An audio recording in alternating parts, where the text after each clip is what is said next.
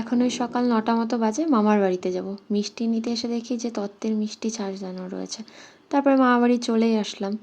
বেশিক্ষণ রাস্তা না, ওই 5 মিনিট মতো লাগে বাইকে যেতে। তো মামার বাড়িতে একটা টিয়া পাখি আছে, আগেও দেখিয়েছি। ও খুব দুষ্টু। তারপর দিদার সাথে খানিকক্ষণ গল্প করে তারপর বললো খেয়ে দিয়ে না, অনেক বেলা হয়ে গেছে। তো সকালবেলা লুচি আর ছোলার ডাল করেছিল, তো সেটাই খেয়ে নিলাম। তো ডালটা মিষ্টি মিষ্টি হয়েছে। আমি আগে এসে একটু টেস্ট করেছি, তো মিষ্টি জিনিস মানে মিষ্টি তরকারি কি খুব একটা খেতে আমার ভাল লাগে না। তো এমনি ঠিক আছে। তো এখানে খাবার দিয়ে দিলাম ওকে।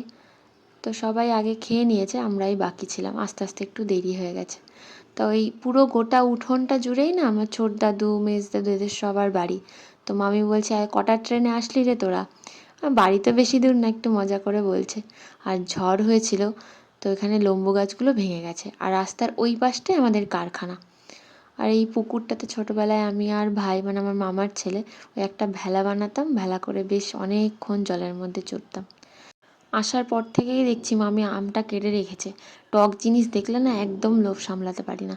তারপর একটু কারখানায় চলে আসলাম। এখানে শীতলা ঠাকুর বানিয়েছে, আর এখানে দুর্গা ঠাকুরের কাঠামগুলো বানানো হচ্ছে। বাইরের থেকে লোক কাজে আসবে। কারখানা থেকে এসে দেখি যে বোনরা কুল পাচ্ছে, আর আমি তাড়াতাড়ি লবণ নিয়ে চলে এসেছি। কুলগুলো এত দারুণ খেতে না। আর বোনের মাথায় একটা কুল পড়েছে টপাং করে, ও সেই জন্য মাথাটায় হাত বোলাচ্ছে। খানিকক্ষণ পরে দেখি পাশের বাড়ি থেকে ওই যে একটা কালারিং মতো একটা জিনিস বানায় না ময়দা দিয়ে, সেটাই মামি বানাতে পারে, তা সেটা নিতে এসছে। পইতে আছে। তারপর আমরা একটু কুল মাখা করলাম বিট লবণ আর লঙ্কার গুঁড়ো দিয়ে। আর মামি ওদিকে উনুনে রান্না করছে, আর আমি ঘরে বাইরে চারিদিকেই রান্না হচ্ছে। আর এখনও চিমনিটা লাগানো হয়নি, ওই ফ্যানটা আর কি লাগিয়েছে, তো ওতেও অনেকটা কাজ হয়ে যায়। গ্যাসের সমস্যা যতই হোক না কেন, গ্রামের দিকে খুব একটা অসুবিধা হবে না। এখানে সবার প্রত্যেকেরই বাড়িতে প্রায় কাঠের উনুন আছেই কম বেশি। এখানে ইঁচড় রান্না হবে চিংড়ি দিয়ে, আমি সেটাই কাটছি, আর আমি এখানে উনুনে মাংসটা একটু দেখছি। তারপরে পাঁপড়গুলো ভেজে নিলাম।